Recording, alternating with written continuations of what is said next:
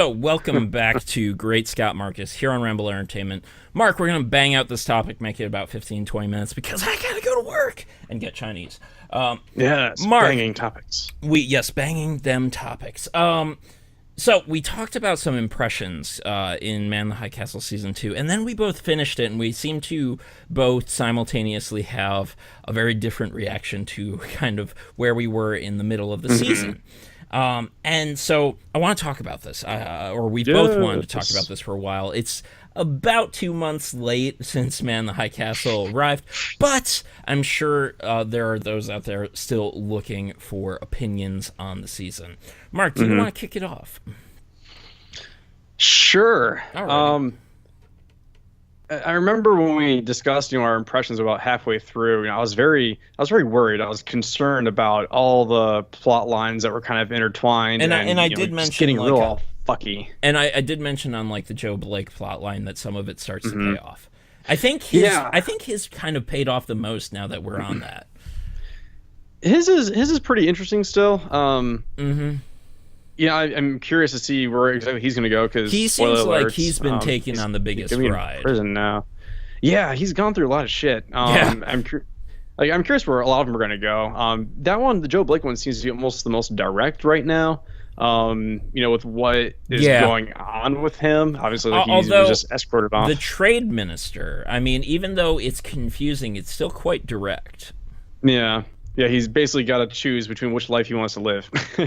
Yeah, so it's just a weird concept. It's I never. So thought I of want to put out there that this is going to be full spoilers. So I don't want us to hesitate at all when talking about this. Okay. So I think that since we talked about the trade minister, let's immediately also get into Juliana. I want to talk about how I'm concerned about the lost kind of element that's in here. Basically, that I won't be surprised if there's a giant smoke monster in season 3.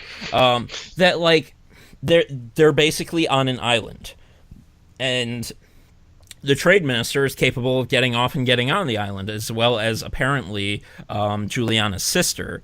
And the big question for me is like, well, is the island a paradise, or is it a horrible place to be? And it's just like, fuck, like maybe that element should have never been there at all, because the world in itself is interesting enough. So I would agree with that. So for those who are for some reason watching and haven't seen the season 2 of Man in the High Castle, basically what we're seeing is that, as you may have concluded at the end of season 1, the trade minister is basically the one likely, and others like him, like his assistant, are the ones bringing back and forth films from different timelines, and he is kind of capable of going from this Japanese and German-controlled world to a Russian-controlled timeline, a U.S.-controlled timeline, which is basically our timeline that we live in, and it's a bit much that for a show that already has so much going on. I would definitely agree with you there that, like, the environment and some of these storylines, like, let's say John Smith, like his storyline in itself would be very interesting just to follow that. What it would be like as an American who is now employed by the Reich, who his kid is now diseased and probably going to die because of their rules. Oh, I think he's already dead. Yeah, he's probably dead. Yeah, like he turned himself in to be burned. Yeah, and the same thing with like Joe Blake's line and Juliana, having like these different views of a resistance person, like this dude and this dude, like that's very interesting. I don't believe like this whole parallel universe needs to exist. Stress build. Maybe just maybe, like there is some sort of clever way that this is all going to end. I just don't know how. That's the thing. I feel like I want to take these off camera, but I'm just gonna do it. Fuck it. At the same time though, it's like what was that? Drink. They're a swallow. Yeah. I'm not saying that storyline that includes parallel universes isn't interesting, because it very well is. It's just like you said, there's a lot going on, a lot of other interesting stuff that doesn't need to have this other huge giant twist between things, because it really just is kind of it's mind-boggling. At the end when you see Juliana's sister, you're like, what the fuck just happened? And even with what she was doing, with how she saw the what's his name, she killed him, and because she saw it in a film, and she goes back to the High Castle dude, and he's like, I knew you were gonna do that because you were a good person. It's like, it's just what? Yeah, she's at the center of all this, and it's just like, she's so mundane. Really, she's the one who's, and I don't mean mundane in like she's a boring character. I think she's actually quite interesting. How she kind of crosses this line between like, no, that Nazi boy is a good boy, and like, he doesn't deserve to die. Like, it's just like, she's not a leader. She's not leading anyone, and it's just like, right. why does she have so much influence over all these timelines? And yeah, like Lost, for me, stands as one of the very few shows that always had these so like what the fuck moments that barely got explained. At the very least, what Man in the High Castle has going for it is that it's almost explaining itself by not explaining anything, where it's just like, well, he's obviously in a U.S. controlled timeline right now. Like, it's so obvious. Whereas like with the smoke monster, it's just like, what the fuck? With the giant with Earth's giant butt plug, it was just like, what the fuck? And spoilers for Lost, sorry. And for me, there's so much to unpack. And that's kind of another problem. I think that this season was 12 episodes instead of 10, if I'm not mistaken.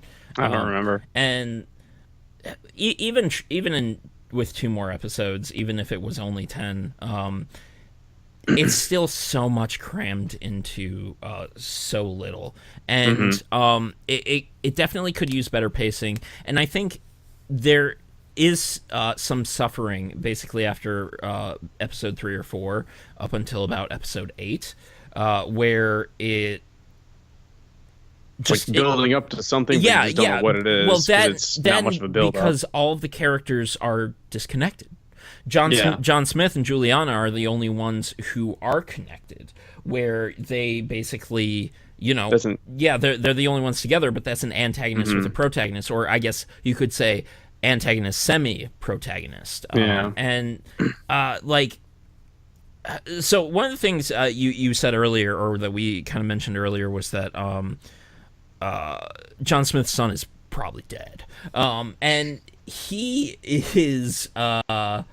well, that was one of those moments where I was just like, oh my god, a Nazi-controlled world would be awful. That was one of those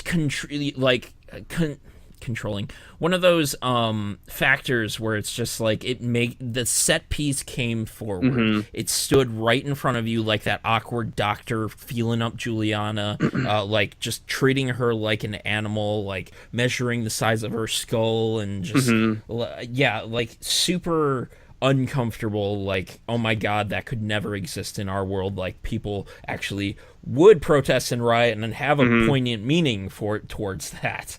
But what was the most awkward thing for me, I think, in the season, in kind of exactly in relation to this, was that when Juliana moves into like the dorm, what do you call it? The dorm, the dorm, single women's dormitory. Yeah, exactly. And she's like, "Where's my keys?" She's like, "Keys. No one locks the doors around here." And in that brief moment, I was just like, "Wow, that'd be really nice to live there." I'm like, "Oh wait, yeah, they're all Nazis." Yeah. You're just like, "Wow, there's no violence. They all take care of each other."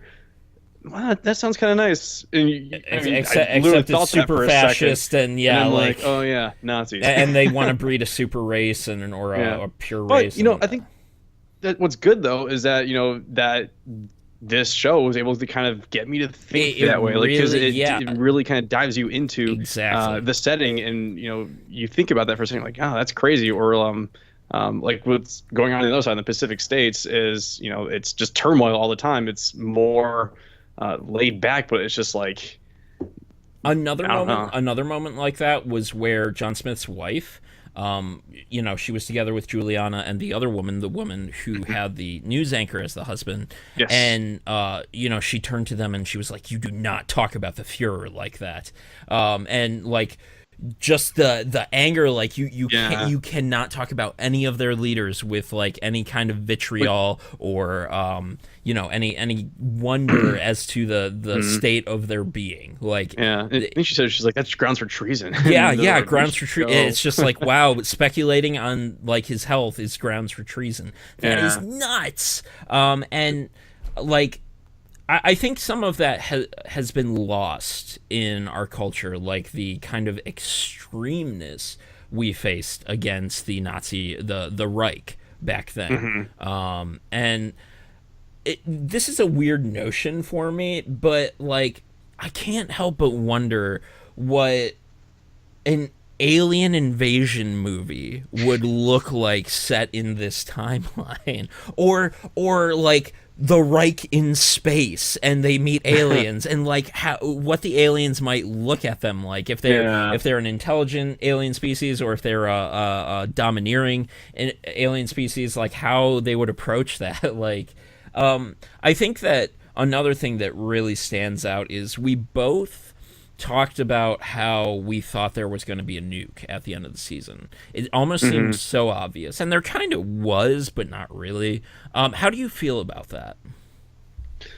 Um, I feel fine with it. It's just like that was interesting the way that that all played out between Joe and John and the trade minister. Like they were all connected. For the Kempe first Tai. time, like a ton of yeah, yeah, yeah. What's his name? Well, the trade I minister just call brought him the the inspector. yeah, yeah. I mean, the trade minister brought the film, but like that's like one of the first times, aside from season one, where like multiple storylines are actually connected, which is really interesting by that one film because it went from the trade minister to the like I said chief inspector, I think, Yeah, chief and inspector. then yeah, and then it went to John Smith to Joe Blake, and it was just like. Wow, like we had not seen that before It since like season one when it was Juliana and Joe communicating with each other. So it, that was cool how that worked it out, I was think. very cool. I think there was also something very fulfilling about how well, here's the thing. If Joe's not dead, I'm going to be pissed off. Like, they didn't obviously it's very hard to show a bombed body, but like Oh, you mean Frank? Frank, sorry, Frank. Yeah. Yeah, like when it was cool. I know what you're talking about with Chief Inspector, and I like that the Chief Inspector is kind of like going against his people almost to help John Hmm. Smith to help save his people, basically. Yeah. And Because neither one of them want war, yeah, but other exactly. people do on their sides. Yeah, but it almost seems like we almost attained some more peace at the end of the season. Hmm. I think that what I do want to say about this is that uh, God, How there's the fuck did Frank miss? oh my God. So How the fuck? Like he had like he there's a shot him lot like there's a lot to unpack here, and we've got about 5 minutes left. So one, if Frank is still alive, I'm gonna be pissed. I'm gonna be fucking pissed. Like I'm glad with the way that wrapped up. I'm glad hmm that it involved the inspector. Like there was almost this like finally this culmination between the two of them, because it had hmm been from moment one of the first season. right. And I'm also glad that the inspector lived. I thought that If he hadn't lived, then there would have been a nuke. yeah, exactly. And yeah, there's so much to unpack. So find something to say. I'm kind of indifferent. I started really enjoying Frank's storyline, his story arc, whatever you want to call it. There was some Despite for a while enjoyment there was, to it, but like yeah, some of it was just like, this is just move they started on. packing too much into it. And what's nice is that if he is dead, that's kind of all Wrapped up. alleviated. It's all wrapped up. It's done. But at the same time, I kind of like Doesn't how need a he nice actually, bow. Yeah, It was wrapped in he took the newspaper. I'm sorry, I didn't even pay any money for the gift. Yeah. Like just in Kroger bag and duct tape. But exactly. I just liked how he took the forefront of the resistance. We actually got to see more of that. Aside from like what Juliana was doing in season one, which was not all that resistancy. Yeah. So I kind of liked that. It and felt I'd like to see yeah, more of it. it felt but, dirty, and it felt very much felt Yeah. like a real resistance. hmm So yeah, I'm kind of on the fence about it. Like I believe he's dead, and if it is, it's cool because it wraps up a bunch of storylines. It ended in a great and way. it feels like wasn't- we can step outside of the Pacific states now and focus more on some of the characters. or even like now it's maybe less about the characters and more about relations between the Pacific states and the whatever they call it in the German side. I forget what it's called. Mark, Um, I feel like there's still a lot to be said, but personally, I think that do you have anything you want to conclude on? I hated the resistance leader. I don't know if that was a good, like the good kind of like I don't like this guy, or just like this is you know what, I think it was just kind of a bit unbelievable at mhm. times, especially with how like in Joe's face you would get it's just like why is this happening like Frank's face. yeah, Frank's face. God damn it. Yeah. Yeah, Frank. Frank, How in Frank's phrase he could be. Yeah. Wow, that's a tough one. How in his face he could be about things, and it's just like, dude, you need to calm down. Like nothing happened. it was weird how it went from like Frank just being a nobody to like this like huge like person in the resistance. Like whatever he did was very important. It's just like that was kind of strange. Um, yeah. Also, defusing a bomb. Yeah, that was dumb. Yeah, that part just was almost completely unbelievable. Yeah. That was where I think that was the lowest point of the season. Yeah, it was just like it's like you can what does Frank do? He makes like replicas of stuff. Like he's a metalworking person. He's like, "Oh, you're good at that stuff, right? I got a job for you." Yeah. Oh, defuse a nuclear bomb. What? Yeah, seriously. But outside Yeah, of that, the culmination for the season was actually quite wonderful. I believe a lot more in John Smith now. The way, like, kind of the horror on his and his wife's face when they were, like, probably about 50 miles out from Washington when they saw Yeah, I forgot about that. bomb. Yeah. Actually, no, I it couldn't be 50 miles. It would have to be somewhere between about 10 to 20 because the Earth curves at about 3.6 miles, and then you can see Okay. upwards of about a nuke. A nuke goes really They're high. also the So fallout. yeah, exactly. Whatever that And was. that's the point. Like, I would have loved to have actually like seen more of Washington, Hmm. but I mean, obviously. I think they portrayed that one pretty realistically. Yeah. However, it didn't have the impact that I think both of us were kind of sensing that we might have seen had a bomb been dropped on San Francisco. I'm gonna be really curious with John Smith's storyline now, just because like of the shit that just happened, with his son being taken away, and now Joe Blake's dad, I don't forget his fucking name, and Joe Blake Yeah. being arrested, it seems like, and now John Smith is like the right hand man. Maybe I don't think he's next in line, but he's just very important. But at the same time, like he's got like a certain morality that is like itching to get out.